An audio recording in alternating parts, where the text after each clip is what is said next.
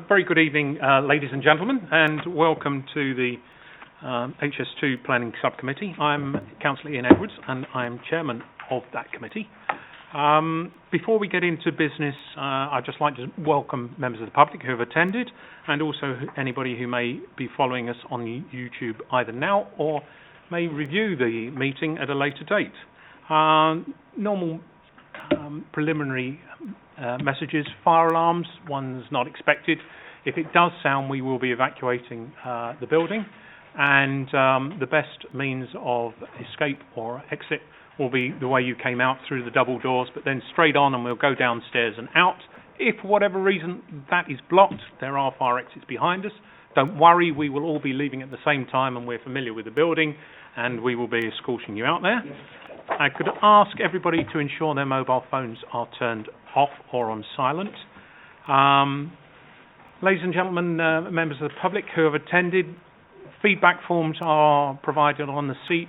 Should you wish to comment on the way the meeting has been run to help us improve it, then those comments are very warmly received.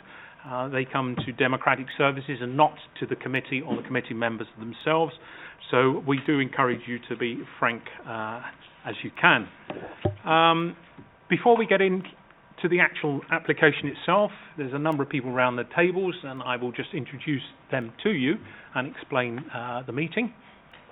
The committee itself are made up of councillors, and I will introduce Councillor Branstead on my far right hand side, Councillor Yarrow, Councillor Chamdown and Councillor Lavery, and on my far left hand side, Councillor Oswald and Councillor Duncan.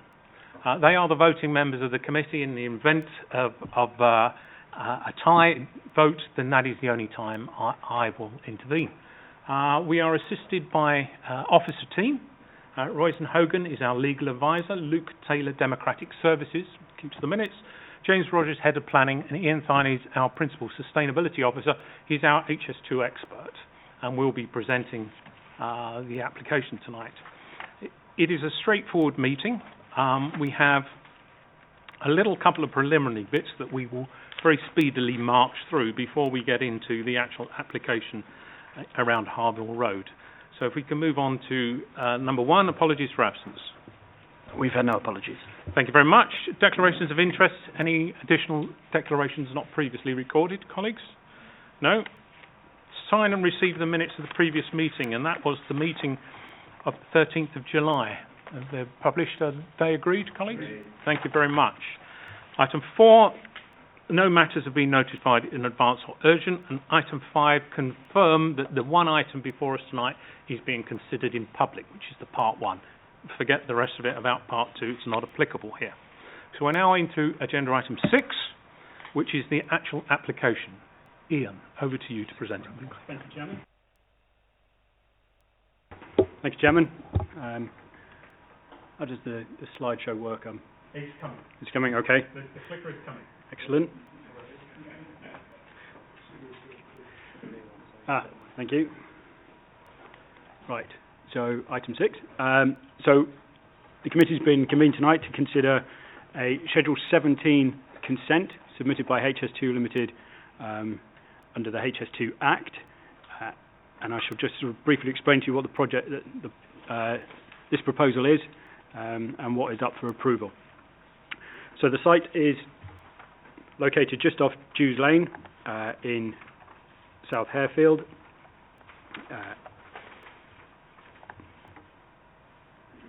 And relates to earthworks under the Schedule 17, as I said, and the earthworks are for mitigation ponds totaling about 500 square metres, high vernacular, and a reptile banking. What's up for approval tonight? So there's the location plan in a bit more detail. Just north of the proposed route, north of the Chiltern line. So this is what is up for approval tonight. This is the only plan. And the plan is for the works and specifications to create 2 ponds, as I said, a high vernacular and a reptile banking. There's also a fence line, and under the Act we're entitled to comment on the alignment of the fence, but not the design. Separately, we're also being asked to consider, for information, the restoration of this site to its potential end use. That is for information only at this stage, as it does not form part of a bringing into use application under Schedule 17.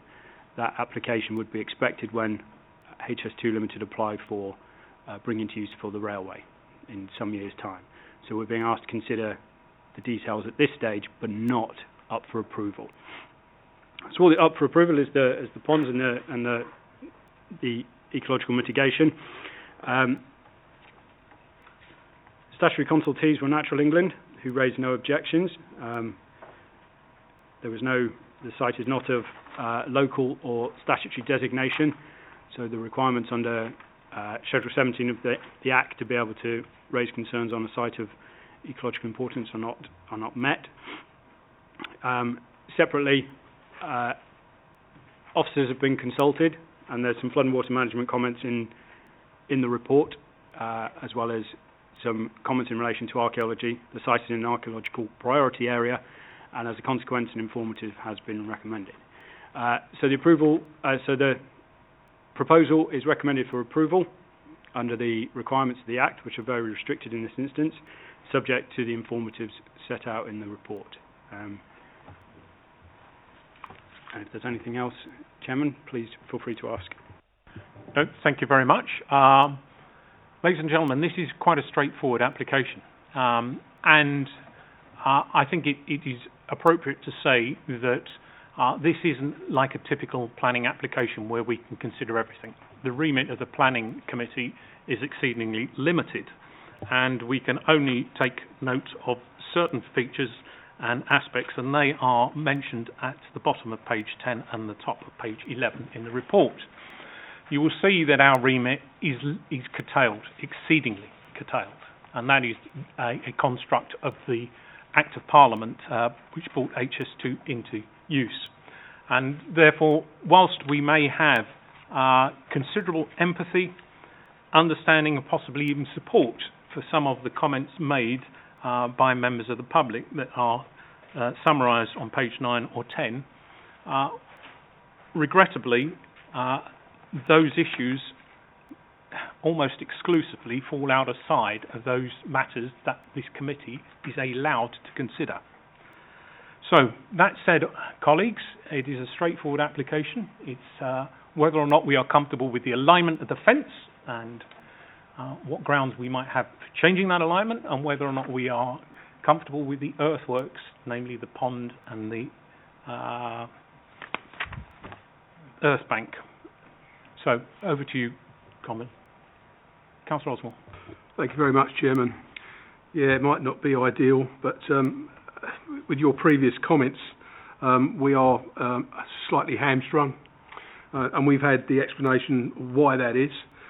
But to me, I mean, apart from the location might not be quite where we want it, this makes ultimate sense to me to do this, simply because we have a duty to protect certain species, and this is what this is about.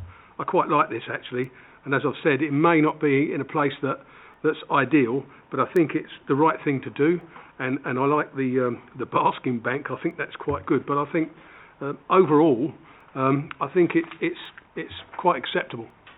Thank you, Jim. Thank you, Councillor. Any other views? Councillor Duncan?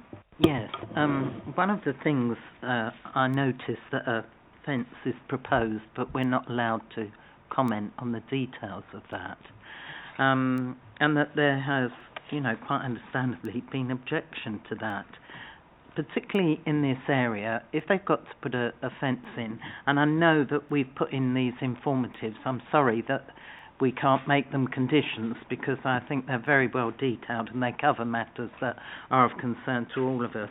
But where there is fencing, could we not ask for additional hedgerows and other planting to give diversity, to give support for habitat, and also to be in character with that whole area? We are talking about the green belt, for example.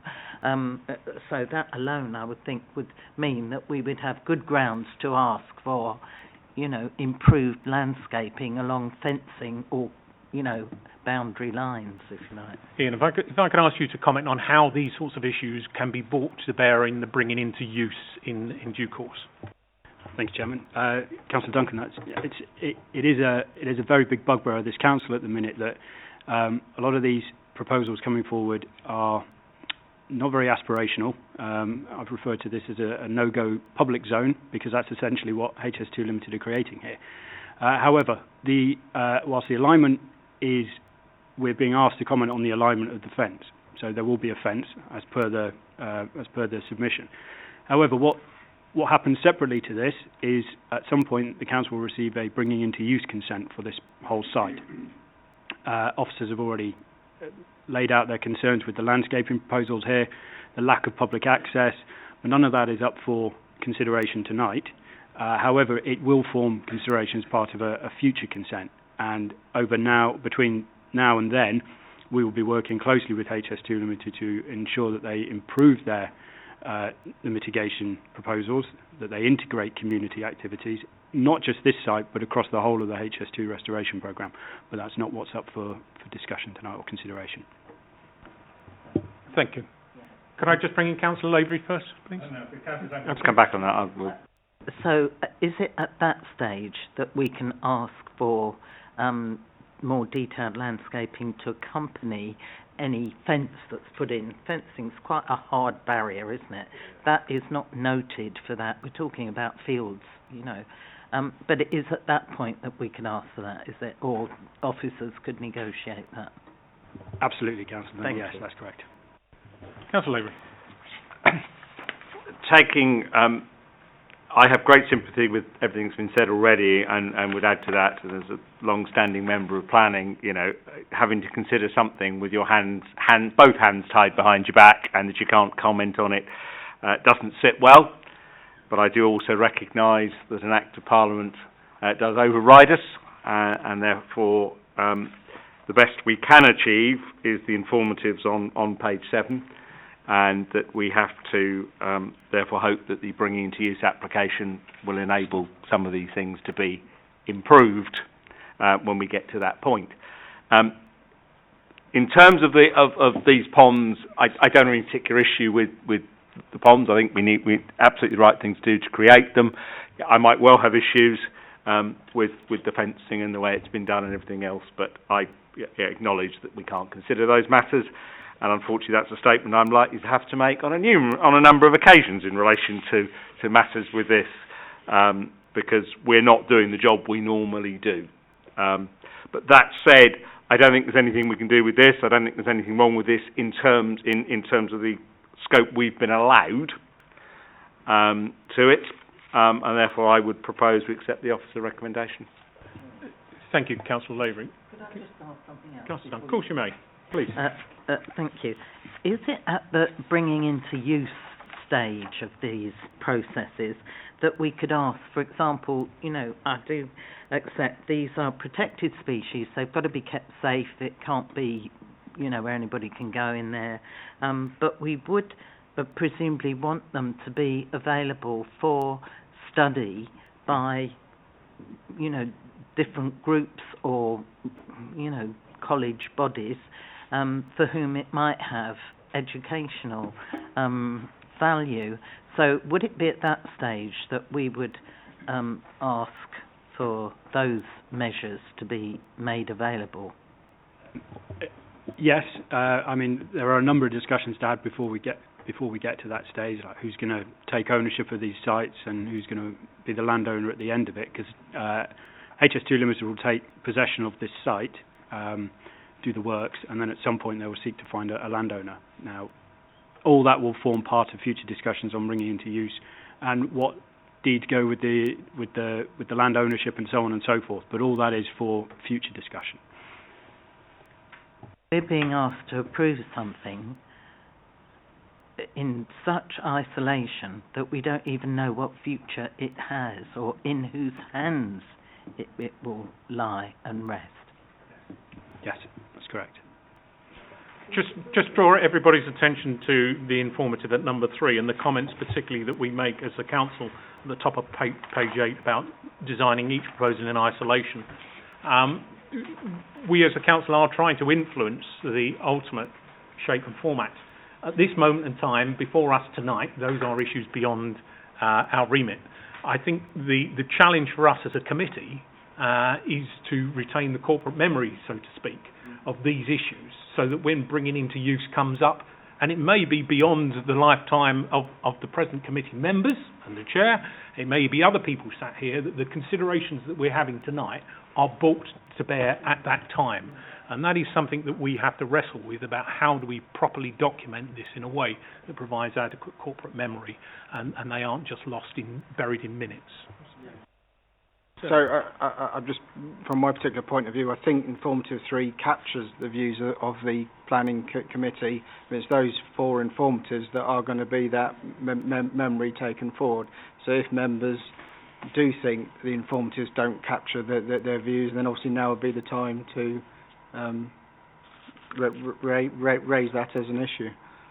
But as I say, having heard everything that's been said, I think the informatives as currently worded do address the points that are being raised. Yeah. Thank you. I think we need to maybe then strengthen one of the informatives with the specifics around hedgerow and the fact that this is greenbelt and not wishing to see hard barriers, fenced barriers.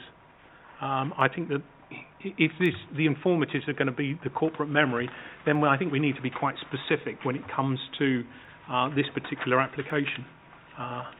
Councillor Avery. In that case, I would suggest, Chairman, you look at informative 2, which is the one, because 1 and 3, 3 is wider, 1 is traffic. Informative 2 talks about the hard landscape details, fence gates, tracks, ancillary works, ecological enhancement plan, soft landscape proposals, including specification of appropriate planting plans. That might be the place to add the words, including hedgerows, might I suggest? That's where my thinking was. But it's about trying to locate some of these specifics so that they're not omitted. Councillor Duncan? Yeah. I would agree with that. But maybe we need to say more about that. We need to say why we're asking for this, so that it doesn't appear unreasonable. We're asking for more because it is green belt, because it adjoins these, areas of grade 1 importance, etc. So that I don't know if we do need to say that in an informative, but if, possibly, when it's looked at, you haven't just set out a shopping list here, we have to say why, as we do in a condition, for example, then maybe we should put that there. And also, I think if we can also put something in about the educational and long-term value and access, protected or secured access to some of these sites for, different educational, appropriate bodies. Yeah. So something like that, I think, as well, if we could include. Thank you. Can I ask Ian to comment on those particular issues, please? That all seems perfectly fine. I mean, that's the purpose of this committee, is being asked to comment and give its opinion on plans that have been presented for information, but not for approval at this stage. So they're perfectly well within our purview to do that, and I will make the notes and change the informative as necessary. Councillor Oswald? Thank you very much, Chairman. I don't want to drag this out too much, but I think that what may be in our favour is the fact that it is green belt. I mean, we deal with green belt issues in normal planning committees from time to time, and as far as I'm concerned, it's all quite precious to us. So protecting it, making it as good as we possibly can with hedgerows and some sort of, planting, stuff like that, I think that that's probably the best way forward, and maybe that is in our favour, because that's certainly something that in our SAVE policies. I know James has got a copy there, I think, next to him, but I can't remember whereabouts that is, but I'm pretty sure in there it says something about us protecting green belt as far as possible. I absolutely agree. So we're looking, please, for the informative to be strengthened with reference to the green belt, with reference to hedgerow, with reference to access for appropriate. We're not talking about general public access, but it says access to appropriate people for educational studies, or it may be just specialists and naturalists that want to come along and observe these things. It needs to be controlled access, but we want to see use being made of this by appropriate people within the borough. Councillor Yarrow. Yes, just a question, Chairman.